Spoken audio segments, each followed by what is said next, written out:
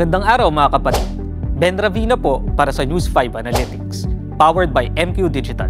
Sa dami ng mga pumuputok na balita ngayon, hindi pa rin binibitawan ng mga Pilipino ang usapin tungkol sa korupsyon sa gobyerno at evident o malinaw yan sa online video sa pinapanood at kinukonsumo ng mga Pinoy.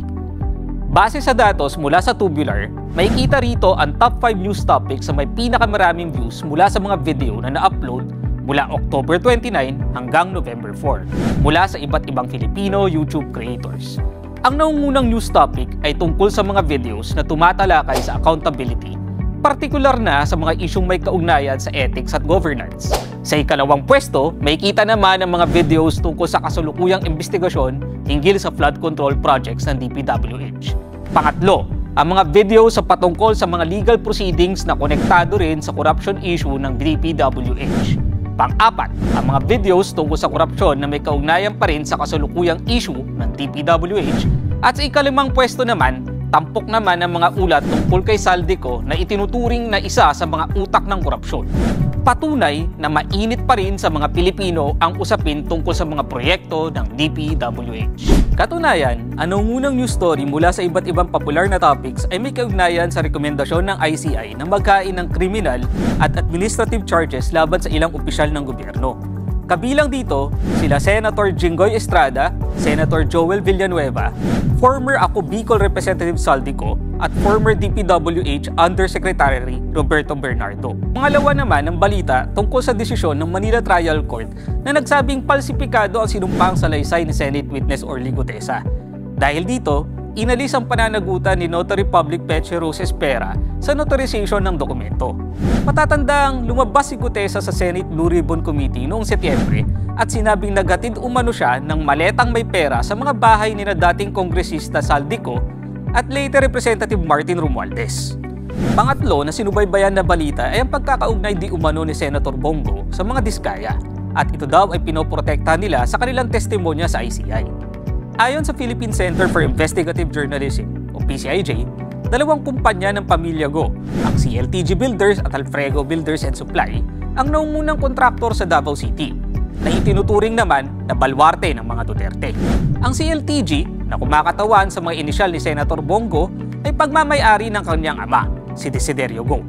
Ang kumpanya ay pumasok sa joint venture kasama ang St. Gerard Construction para sa ilang proyekto sa lungsod. Natuklasan ng PCIJ na ilang proyekto nito noong 2017 ay hindi natapos sa takdang oras. Ito naman ay pinabulaanan ni Bongo. Pang-apat naman na top feud story ang paglabas ng salin ni Senator Chis Escudero na nagkakahalaga ng 18.84 million pesos, kung saan siya ang may pinakamababang salin sa lahat ng senador. Umani rin ito ng diskusyon sa social media dahil may ilan ang nagsasabing hindi raw tumutugma ang deklarasyon sa magarbong lifestyle na ipinapakita niya sa social media kasama ang kanyang asawa. At panglima, patuloy pa rin ang mga balita tungkol kay Saldico. Naglabas muli ng subpoena ang ICI laban sa kanya upang makakalap ng karagdagang impormasyon kaugnay ng umano'y irregularidad sa mga infrastructure projects ayon sa ICI.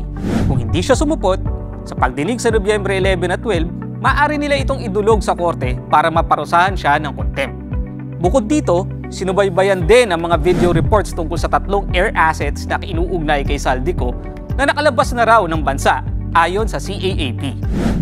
Kaya naman, hindi na nakakapagtaka kung ang panonood ng online videos ay isa sa mga pangunahing dahilan kung bakit gumagamit ng internet ang mga Pilipino. In fact, ayon sa survey ng GWI, ito ang pangatlong rason kung bakit tayo nag-i-internet. Kasama rin sa top 5 na dahilan ang paggamit ng internet upang makakalap ng balita tungkol sa ating bansa. Bukod pa rito, ang panonood ng online videos ang nangungunang uri ng media na kinukonsumo ng mga Pilipino bawat linggo, mapa-long form man o short form content. Batay din sa datos, ang karaniwang Pilipinong internet user na may edad na 16 pataas ay naglalaan ng hindi bababa sa 20 hours at 48 minutes bawat linggo sa panonood ng mga online video. Kung iisipin, halos isang buong araw ang ginugugol ng bawat isa sa atin sa loob ng isang linggo sa panonood lamang ng online videos.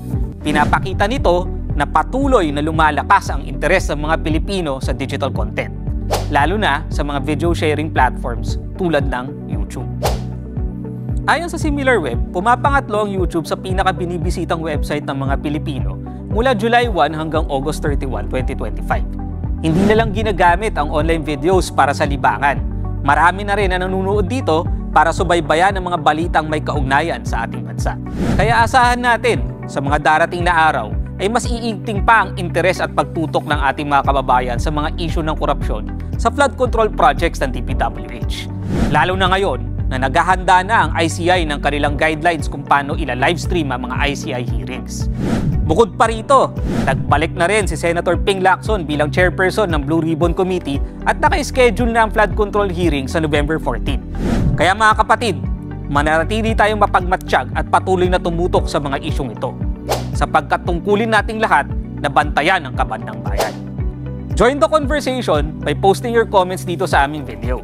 Please like, subscribe, and follow our social media accounts. Ako po muli, si Ben Ravina, para sa News 5 Analytics.